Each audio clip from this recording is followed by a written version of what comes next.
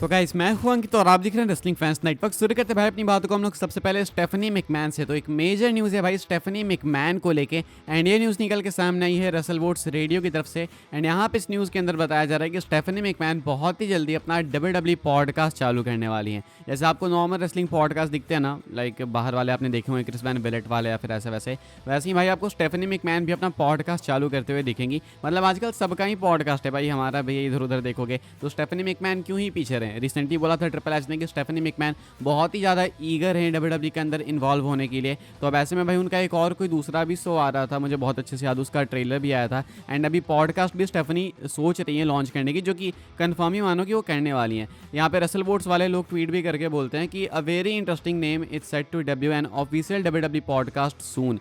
Stephanie McMahon will be launching her own podcast series expected this spring. Given her life and experience in wrestling, this series should be as compelling as they come. तो यहाँ पे कहना है कि Stephanie McMahon भाई इस spring यानी कि कुछ टाइम बाद आपको अपना पॉडकास्ट लॉन्च करते हुए दिखेंगी। एंड यहाँ पे हो सकता है कि स्टेफनी मैकमैन गेस्ट बुलाएं, या फिर हो सकता है भाई कि वो खुद गेस्ट बन के अपने पॉडकास्ट पे अपने को होस्ट के साथ में क्वेश्चन आंसर करे। ऐसे भी हो सकता है। अभी एग्जैक्टली थीम क्या होने वाली वो नहीं पता, लेकिन इतना तो देखो पता है कि स्टेफनी मैकमैन को इस बिजनेस का एक्चुअल एक्सपीरियंस है। स्टेफनी मैकमैन भाई उस फैमिली के अंदर पली बड़ी हैं जिस फैमिली ने भाई इस पूरे रेसलिंग इंडस्ट्री को एक नई डायरेक्शन की तरफ भाई मोड़ दिया था, यानी कि विंस मैकमैन की फैमिली। तो विंस के बारे में कई चीज़ें मालूम चलेगी हमें, सेन के बारे में या फिर इस पूरी इंडस्ट्री के बारे में बहुत कुछ आइडिया लगेगा। तो स्टेफनी का ये पॉडकास्ट डेफिनेटली मस्ट वॉच होने वाला है। क्या ये एक पेड पॉडकास्ट होगा या फिर फ्री होगा वो देखना है। आई थिंक ये यूट्यूब पे अवेलेबल होगा, जैसे अंडरटेकर का भी पॉडकास्ट है, एरिक बेसॉफ का, इन सब का है, शायद वैसे ही स्टेफनी का भी होगा। एंड आई रियली होप कि यूट्यूब पे हो, फ्री हो, ताकि हम सब देख पाएँ इसको।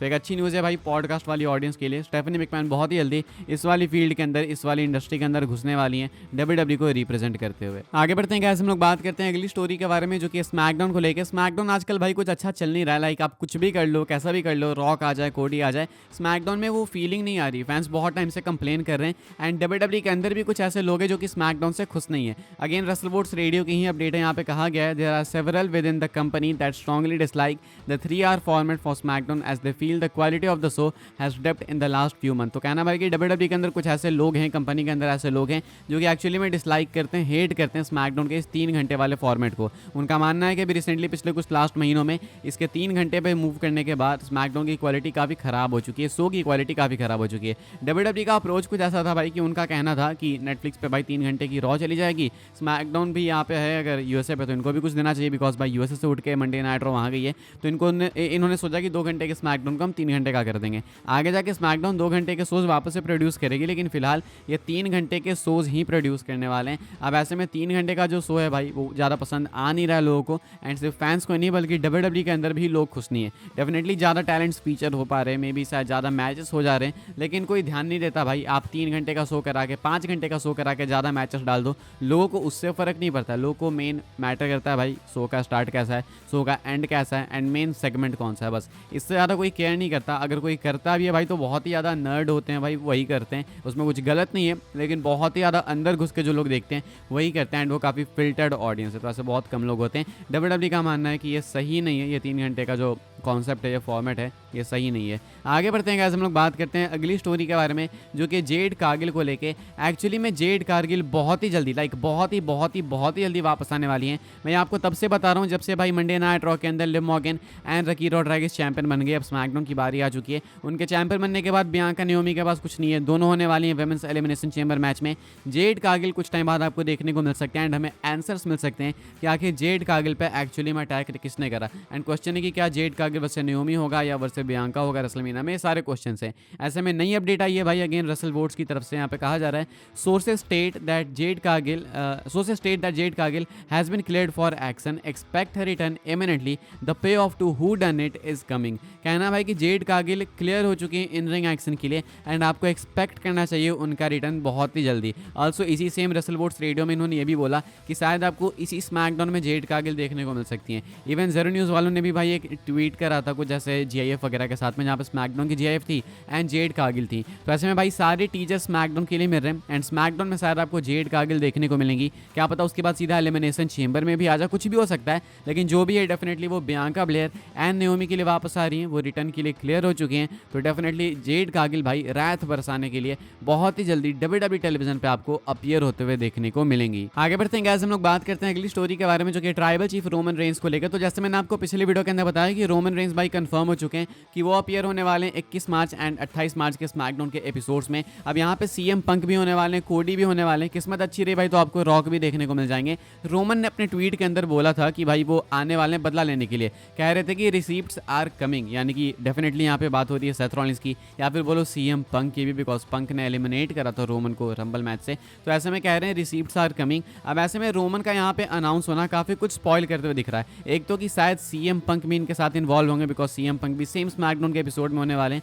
दूसरा ये भाई कि शायद जॉन सीना एलिमिनेशन चेंबर जीत सकते हैं। अगर original plan CM Punk versus Roman Reigns versus Seth Rollins के मैच के लिए सही है, तो देन ऐसे में जॉन सीना आपको देखने को मिलेंगे जीतते हुए WWE एलिमिनेशन चेंबर 2025 का मेंस एलिमिनेशन चेंबर मैच। एक और चीज़ जो कि यहाँ से स्पॉइल हो रही है वो ये है कि इस साल रोमन किसी भी तरीके से इन्वॉल्व नहीं होने वाले हैं रॉक के साथ में, बिकॉज सेथ रॉलिंस उसी स्मैकडाउन के एपिसोड में हो सकते हैं जहाँ पे सीएम पंक रोमन दोनों है। तो अगर ये दोनों तो WWE डेफिनेटली रॉलिंस को भी डालेगी। ऐसे में भाई रोमन अगर इनके साथ इन्वॉल्व हैं तो कोई चांस ही नहीं बनता कि वो रॉक कोडी के बीच में आएंगे। चीज़ें काफ़ी कंफ्यूजिंग थी अभी से कुछ टाइम पहले, लेकिन धीरे धीरे चीज़ें क्लियर होते जा रही है एंड आई एक्सपेक्ट कि आने वाले जो कुछ और हफ्ते होने वाले हैं वो काफ़ी इंपॉर्टेंट होने वाले हैं स्टोरी टेलिंग के हिसाब से देखें तो। अब यहाँ पे एक और क्वेश्चन मेरा ये भाई कि रोमन को 21 और 28 के लिए अनाउंस करा गया है, क्या इसका मतलब है कि रोमन डायरेक्टली वहीं पे आएंगे या फिर उससे पहले रोमन कहीं और देखने को मिलेंगे? ये भी एक क्वेश्चन है। एक्सपेक्ट कर रहे हैं कुछ लोग कि एलिमिनेशन चेंबर में रोमन आएंगे, लेकिन इसके ऑड्स बहुत ही ज़्यादा कम है। कुछ बदलेगा, कोई चेंजेस होगा, कोई चेंजेस होंगे,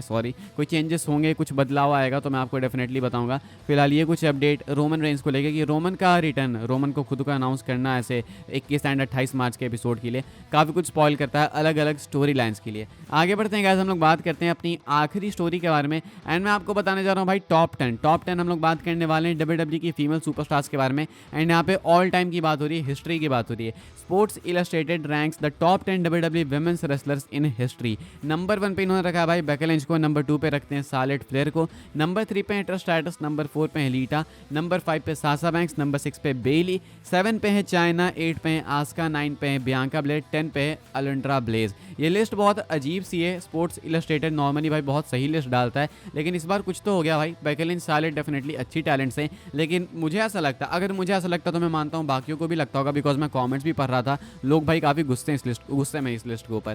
कहना है कि ट्रिश स्ट्रैटस को ऊपर होना चाहिए था, लीटा को ऊपर होना चाहिए था, मे बी शायद चाइना एंड अलेंड्रा ब्लेज इन सबको ऊपर होना चाहिए था। सेबल का नाम यहाँ पे नहीं है, लोग उनको भी मिस कर रहे हैं। बाकी इनको छोड़ो भाई, बेली यहाँ पे क्या कर रही है, एक लेजेंड क्वेश्चन है। बेली को तो यहाँ पे होना ही नहीं चाहिए, बेली ने कुछ करा नहीं भाई रिसेंट ईयर्स में। साशा बैंक्स यहाँ पे हैं बट एजे ली का नाम यहाँ पे नहीं है। ऐसी कई सारी नेम्स है जो कि यहाँ से मिसिंग है एंड स्पोर्ट्स इलस्ट्रेटेड की ये वाली लिस्ट लोगों को बहुत ज़्यादा भाई नहीं है। आपको क्या लगता है भाई, क्या ये लिस्ट सही है? हाँ या फिर ना लिख के बताना, अग्री करते हो या फिर डिसएग्री विद रीजंस। फिलहाल भाई इस वाली वीडियो के लिए सारी अपडेट्स थी। आई होप्स आपको इन्फॉर्मेशन मिली हो तो वीडियो को लाइक करें, शेयर करें, सब्सक्राइब करें चैनल को, ताकि आने वाले टाइम के अंदर आपको और भी इसी WWE की न्यूज़ इन्फॉर्मेशन जानने को मिलते रहे। फॉलो कर सकते हैं आप लोग मुझे इंस्टाग्राम एंड ट्विटर पर, लिंक आपको मिल जाएगी डिस्क्रिप्शन में। ज्वाइन कर सकते हैं व्हाट्सएप चैनल को, उसके भी लिंक है डिस्क्रिप्शन में। मिलूंगा मैं आपसे अगली वीडियो में, तब तक के लिए goodbye, thanks for watching.